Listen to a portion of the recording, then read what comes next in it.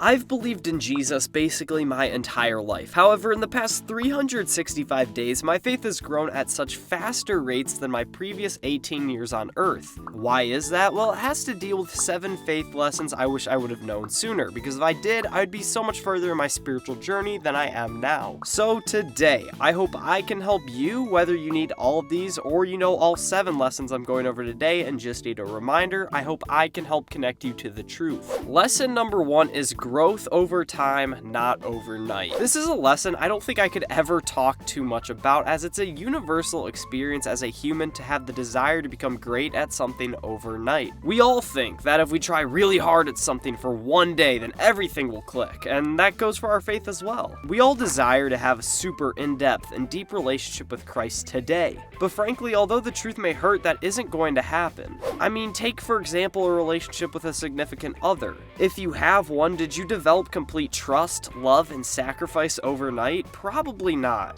That's the same deal with our relationship with God. There's actually a word for it called sanctification, which is basically the process of becoming more like Christ with Christ. I mean, simply put, we can't become a master at something with one day of effort. It takes constant dedication and discipline, but with time and effort, we will slowly but surely grow in our faith. Lesson number 2 is stress less, trust more. This is something that I've been getting better at a lot recently. God knows you. He knows what you desire. He knows what you're good at. That being said, if you believe that God wants what's best for you, and you believe that God knows what's best for you more than what you know is best for you, that should help eliminate a lot of stress from your life. You don't have to worry about your future, or even your present, as all things will work out for the glory of God. This is backed by Romans 8:28, and we know that God causes all things to work together for good to those who love God, to those who are called according to his purpose. Key word in that verse is all. All things will work together for good. So pretty simple, don't worry and trust the Lord. Lesson number 3 is live by faith, not by feelings. This is hard because if you claim you aren't an emotional person, I bet that sometimes you still make decisions based on your emotions. For me personally, in the past when I didn't feel God's presence and alone, I would go for, oh, I guess God isn't real then. But that isn't only false, but unfair, because if that is how I would continue to justify my faith, the only way I would be able to maintain it is if I was constantly awarded things, happy, and never felt feelings of discontentment. Once again, however, that isn't fair, as well as how much would that belief in God really count as faith? If I was constantly being blessed by him and never experienced any hardship,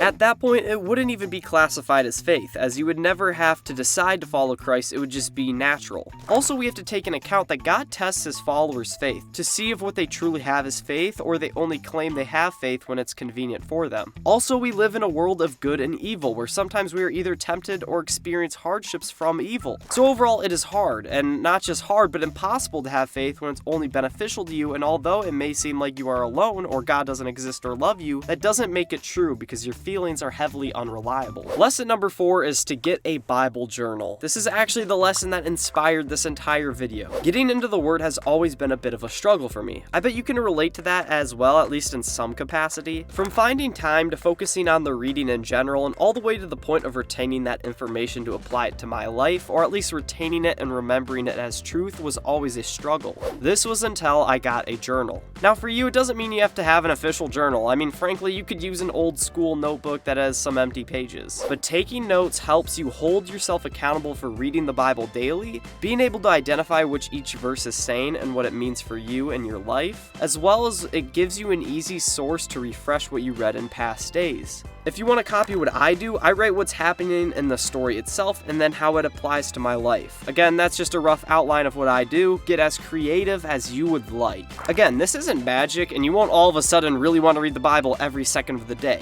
but it helped me drastically in getting into the Word as well as my faith as a whole. Lesson number 5 is getting faith friends. I cannot understate the importance that this has had in my life. Having a group of people around your same age that maybe isn't experiencing the exact same things as you, but going through similar life events that you are, is so important. Because whether you're experiencing something for the first time or someone else already has, it leads to everyone not having to go into everything life has to offer with zero wisdom. Friends also give you a free resource of accountability if you want them to. They can be there to give you advice, or can just be a friend to talk to. The importance that separates faith friends and normal friends is that their advice and wisdom is more likely to come from a biblical perspective and an overarching attempt to help you look at life from a faith-based perspective instead of worldly advice. Again, to simplify this point, having friends older than you could be great to allow them to pour into you, and having friends younger than you can be a great way for you to pour into someone else's life. And having friends the same age as you allows for you to connect on things that you both are going through together. So in my opinion, fellowship in all different shapes, sizes, and ages are all beneficial and should be pursued. Lesson number 6 is you have a new identity. If I were to ask you, or maybe not me because I don't know you that well, but if a friend or family member were to ask you who you are, what would you say? A student, employee, athlete, friend, a son or daughter, a mother or father, a sister or brother? What would it be for you?